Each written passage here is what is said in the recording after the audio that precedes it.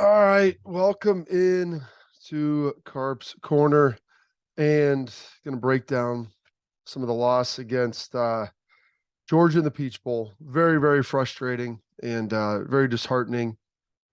Not necessarily with the play of the team. We'll get into all that and different plays and what happened, but uh, I said coming in, Ohio State played well. They'd have a chance with 4 or 5 minutes to go to either get a stop or potentially go get a score and win the game. Well, they weren't able to get the stop, unfortunately, but also in doing so, they were able to get the ball, go down, and put themselves in position to score. And a lot of things had to happen for that to be the case. Talked about some key metrics that I thought needed to happen that honestly they hit on just about all of them. With everything that was going on right there, some things obviously happened injury wise. Wasn't a huge fan of. And the officiating, a lot of people point to it as being negative, and I don't think it was great, but I don't believe they called a lot of penalties either. I think it was just 4 on each side. And I know the targeting that happened on Marvin Harrison Jr. I mean, that's one of contention. We'll start with that targeting call that was ultimately picked up. And here's the problem I have. I don't think that was targeting, but I think the issue is that's been called targeting pretty much since the inception of the rule. And so there's helmet-to-helmet contact, lowered the head, hit him in the side of the head. If the guy goes out with a concussion, then I would think that there would have to be targeting involved, especially if the guy's helmet was lowered, which it was on the screen. People got upset because they didn't show the replay during it and have the official come out and talk about it. That's the way they've been doing it now. And they did it some, I think, in the Fiesta Bowl with Michigan. That's the way the NFL does it. It's to keep the game moving and to keep it cruising along. So I don't necessarily have a problem for them not coming out and talking about it on camera. What's the explanation going to do? It's not going to give you any more than the fact that they're picking up the flag. So while I said, I don't think that that's targeting, it's been called targeting since inception. So they've got to roll with that. Ohio State starting the game. They come out, get a first down, I believe, on the first play of the game, I think to Marvin, and then, punt after 4 plays. Georgia, and it was a great opportunity at that point for Ohio State because Georgia then came out and had a long drive, 7 plays, 45 yards, two and a half, 3 minutes. But what was key about that is Ohio State ultimately got to stop. And I like the fact that defensively they were kind of put in a bind early on. They get the stop, they force a field goal, it's ultimately missed, and Ohio State scores 3 touchdowns in a row to roll up 21 points there before they ultimately had to punt again. That was big. It was really big because I think it proved the defense could get some stops when they needed to, and that Ohio State would then be able to score. So Georgia scores, then you get the big interception by Steele Chambers. You're able to go up 2 scores, and it felt like at that point there was a little bit of a break. And gosh, if they could have held Georgia on the next drive to get the ball back 21-7, you thought, then you could ultimately have some separation in the first half. But you go in the end of the half, up 28-24, feeling like you played pretty good. Georgia took the lead there right before the end of the half, before Ohio State ultimately drove down and scored quickly. And then another good thing, Georgia tried to put some stuff together in that final drive. They had like a minute left. And after Stetson Bennett almost threw an interception, I think that they were done with that. And Kirby wasn't about to have any more of that stuff going on. So you speed through the second half and you look at this. Ohio State comes out, forces a punt, 3 and out, terrific, touchdown, boom, punt, and then you're up 35-24. You feel like if you get points right there, it'd be big. Georgia gets the ball back, drives down, missed field goal. Ohio State does get the field goal. And at that point, I thought, okay, you're up 35-24. If you can get a touchdown, I think that thing's over because it gets you to 42. Couldn't do it. And they couldn't get a touchdown the rest of the game. Only a pair of field goals, and then ultimately the miss at the end. It would have been enough to get it done. And unfortunately, that wasn't the case. And it's a bitter pill because you felt like you played well enough to win. And that's what's really hard in this game. Playing well enough doesn't guarantee you a win, not by a long shot. And let's start here with CJ Stroud. And you look at the numbers that he did: 23 of 34, 348 yards, 4 touchdowns, 0 interceptions. played his tail off, rushed the football for another 12 times, 34 rushes, 34 yards. That also encapsulates sacks, though. As he was sacked a number of times. So there were more positive rushing yards. You look at, he was sacked 4 times. So I'm guessing there's probably another 20 yards that came off of that, 25. So he rushed for probably over 50 when actual running attempts, including the 27-yarder at the end of the game that set it up. So CJ Stroud, I hope for Buckeye fans that have been critical of him all season long, and I was critical of the fact that he maybe had some opportunities to run and didn't, and the fact that I questioned his ability to really want to win. In the biggest moments, he stepped up and put his body on the line and went out there and made the plays to try to win a football game. And I have immense respect for that. People remember the Fields runs and the Cardell Jones runs. Those guys didn't do that during the regular season. Those runs came in playoff games and in big moments. And that is what CJ Stroud did. And he won me over as a huge fan. I always knew he had immense arm talent, and I knew he was a great thrower of the football, but he won me over as a quarterback and as a winner, even in a loss, because he put his team in position to ultimately win the game. He did everything he could do. Everything. People were talking about throwing off the back foot. Someone said hung Marvin Harrison Jr. out to dry. My goodness, that thing was almost a touchdown. Yeah, he was throwing off his back foot because he was under pressure. Georgia's the best defensive line in college football. And Ohio State was able to handle him. So let's get into some of the key metrics here. Talked about CJ running for 4 first downs, maybe 40 to 60 yards. I don't know the number of first downs he exactly ran for. I know he was close on the one, and then they're going to fake the punt on 4th down and ultimately got the timeout off. Georgia did. But CJ did enough to win with his legs.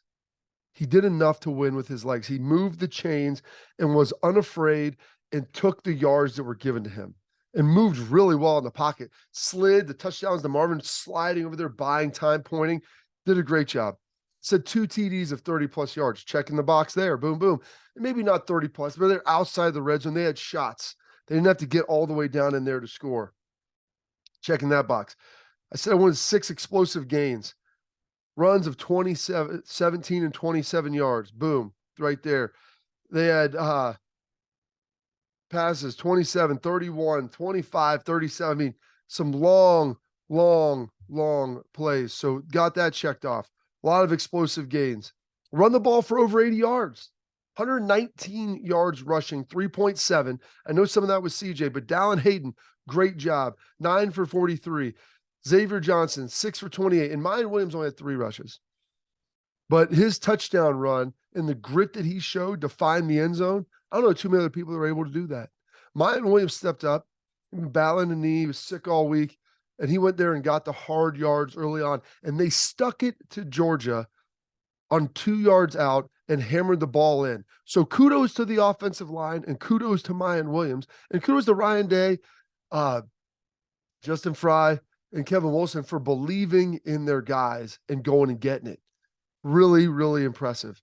Great job right there. So I love that. They checked every metric on offense that you could. Every metric. Win the turnover battle. 0 turnovers. Got a little lucky with Marvin's going out of bounds. But hey, you know what? Sometimes it's better to be lucky than good. You're going to have some of those breaks. They got them. Looking at the defensive side. Forced a turnover. So they need at least 1. Steel Chambers, great job, buddy. Flipping over there, up the seam, rolls back inside. I'm just going to have to give Steele some crap. I mean, he was a running back before. Can we make a guy miss? Can we break 1 tackle? Ultimately score a touchdown anyway, so that doesn't matter. But great job, obviously, by Steele. No big plays. Obviously not checking that box. You got the Lathan, obviously, ran some falling down. That's a bad one. You're playing an aggressive form of kind of zero coverage. You got a low hole poacher across. The free safety's kind of sitting trying to poach. And if you get the outside receiver going down, and Lathan's giving ground, he just trips. He stumbles out of his back pedal and trying to convert over. You ultimately give up a touchdown. I wanted 2 sacks on Bennett. You got 2 sacks on Bennett. You had him rattled. You were hitting him. He was missing some throws, some errant ones. I thought did a great job of being able to get pressure on him. Creating matchups. I talked about that. Needing to create matchups. Boom. Great job of creating matchups on the offensive side of the ball and matchups in the pass rush. There's Zach Harrison playing great as well in that game. One disappointing thing, I wanted 5 3-and-outs from the defense. they had 1 3-and-out, a 4-and-out, and then at the end of the half, where they end up taking it, kneeing it on that last play. So didn't quite get there. I thought that may have turned the momentum a little bit, kept them on offense. But the reality is, you start looking at some of the key stuff here. Ohio State 4 for 12 on third down. Georgia 2 for 10 on third down. So when you start talking about Ohio State converting 33%, that's not ideal. You'd like to be above 40, but let's remember this Georgia defense people considered the best in the country this season. Ohio State holding Georgia only 2 for 10 on third down. 467 total yards on offense. Georgia had 533, pretty even right there with everything. Penalties 4 for 24. Georgia had 4 for 45, and obviously they picked up one that people were upset about. And then almost the one, the PI on Royer, but the ball was tipped. So I get that. That was frustrating as well. But I thought the penalties played a pretty clean game. Pretty clean game. And you look at some of the games this year, Ohio State struggled. Penalties crept up. Procedure, you look at the Michigan game, obviously some of the unsportsmanlike stuff, some of the pre-snaps, some of the just bad stuff. You didn't really have that. And then you controlled the clock. 32 and a half minutes to 27 and a half minutes, basically. 5 minutes. You checked all the boxes. And look at this. G. Scott was out at tight end coming into the game. Stover gets hurt. Stover's tough dude. Back spasms. Couldn't play. I'm telling you this. Cade Stover, if he could be out there, he would. He would have been out there. He had a big catch, goes over the top. You get nicked there.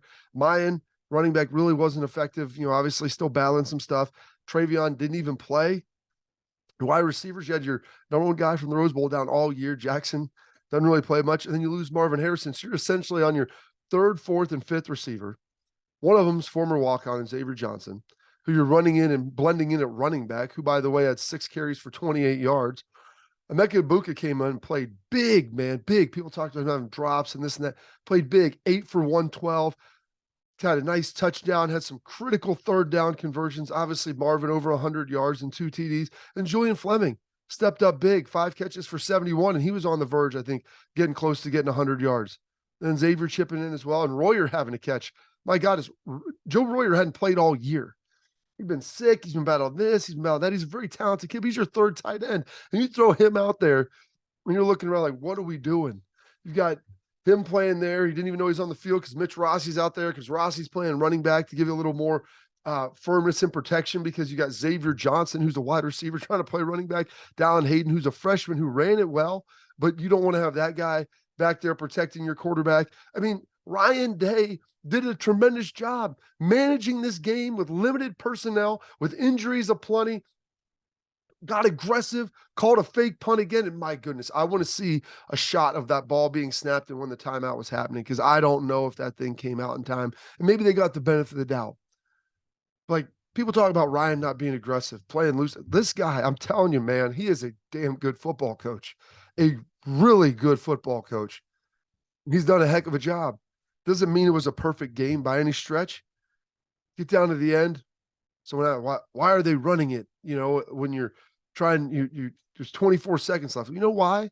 Because you've got a timeout in your pocket, and you've been averaging about 4 yards a carry on the ground. You have a 50-yard field goal. You get 4 yards, call a timeout. Now it's a 46. Maybe you pop it for 5. It's a 45-yarder. You're not taking a sack. It wouldn't be a negative yardage play. And all your receivers are banged up anyway. I mean, so he's doing the best he has with what he's got. And CJ was running for his life. You got down there, you got put in the position, and maybe you run some single thing on the outside.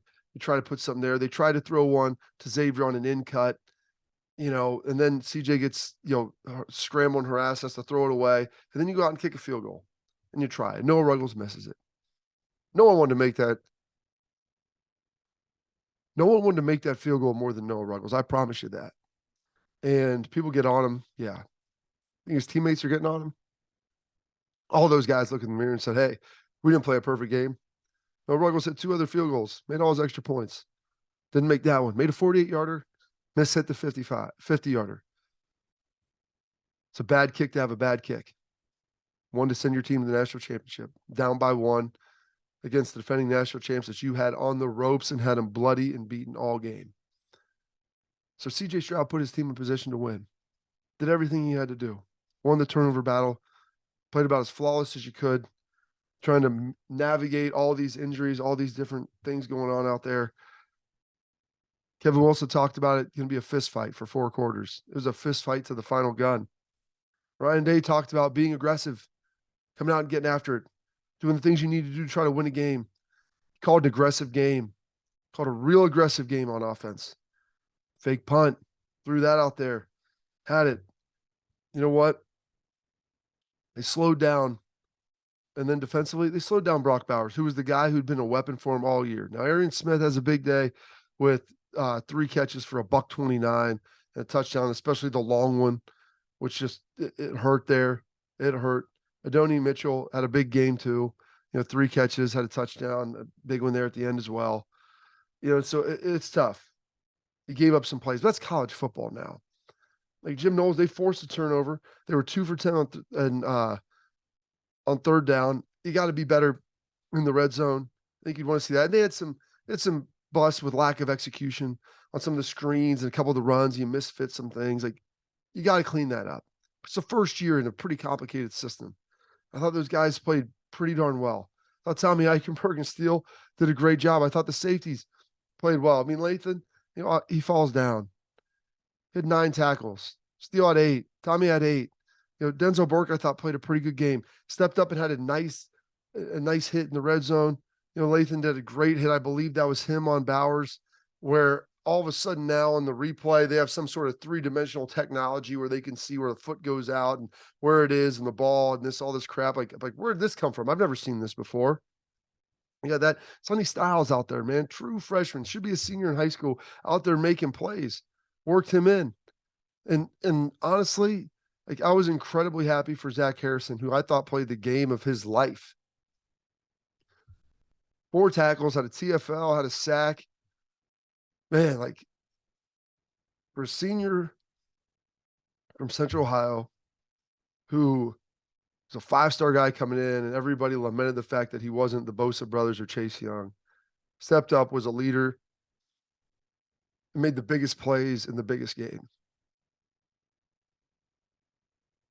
And so for being from Central Ohio and understanding like what that means to go to school here, to grow up around it, and to come here and have a lot of pressure and all these guys, like, man, I was really happy for him to go out there and to be able to play that well. Obviously, he wanted to win, but man, he did everything that he could. Played his butt off. Played his absolute butt off. I thought everyone was upset about the defense. I thought the defense played pretty well. Georgia was supposed to have the best defense in the country, and they gave up 41 points in a final drive that probably 80% of the time would have resulted in a loss. And that's supposed to be the best defense, the best defensive line in the country. Ohio State's offensive line did a good job. Kept CJ upright for the most part. Worked really well. And so defensively, yeah, there are things you can improve on. This Georgia team scored a lot of points on a lot of teams. They've got a lot of talent. And this is like the reality of it. Just stinks. Sometimes you lose. The defense held them strong, held them to 2, handful of field goals over there. Missed 2 of them. Offense had 13 points in the second half. You also didn't have Marvin Harrison Jr. And you have 16 if you make that stinking kick. Just put yourself in position. Thought Ryan Day did a good job. Jim Knowles, yeah, they're calls you'd like to have back. Yeah, if it's a touchdown, sure. You'd always like to have it back. Guy trips all, you shouldn't have been in zone. You should have been a man. Should have been in zone. Okay, stuff happens. Like, if you can't play outcomes. I liked the game that was being called. They were aggressive. They were trying to dictate tempo to Georgia, and in doing so, they gave up some stuff, but they also made some plays as well. You couldn't have really asked for a better game. And if you make that kick, then you check the box. And so this is the first time since the 2014 season Ohio State has scored more than 30 points and lost the game. So now I believe they're 89-1. That would have been the 90th game. And defensively, need to be a little better. Offensively, a little more execution here and there. Out of 4 or 5 3-and-outs. But you pretty much checked everything that I looked at that said this would put you in position with 5 minutes left to win a game. They did. And they did it all pretty well. And they did it all, especially for much of the game, without, in my opinion, the best receiver in college football. So CJ changed my opinion. Not changed my opinion. I knew that he was a really good quarterback. But he confirmed to me, his desire to be a winner and to put himself out there and put his body on the line for the team in the biggest moments. And so, you know what? Kudos to him as well. Stinks. Doesn't feel good. Losing always does. But I'll tell you this, Georgia's the most talented team in college football right now. They had another top recruiting class. And people are like, hey, get better next year, get going. I tell everyone this in Buckeye Nation. To get the players that we have now, NIL has to be a big part of that until something changes. Because that's how Georgia's doing it. That's how Bama's doing it. And Ohio State has got to be better than that. And that comes down to really Buckeye Nation and the contributions to that, to where if you don't like that feeling as a fan, where people are upset, they're angry and all these things, well, that's all part of it. So JT Tuimoloau, really good game. He probably wouldn't be coming to Ohio State now if someone was offering $1 million to go somewhere else. But he's a good, great kid, so he comes here. But I couldn't even begin to ask someone who was offered that to say, hey, don't worry about it. But we'll get into this more. We got some long off season to talk about a lot of stuff. And some other topical things as well with college football. But that's it for this edition of Carps Corner. Bobby Carpenter Show. Appreciate it. Final one for the Ohio State season 2022 in review. And look forward to everything going from here. So like, subscribe, share with friends. Please spit it in the comments because I enjoy reading them. Even if I don't agree with them, I enjoy reading them. So thank you. And hopefully a good 2023.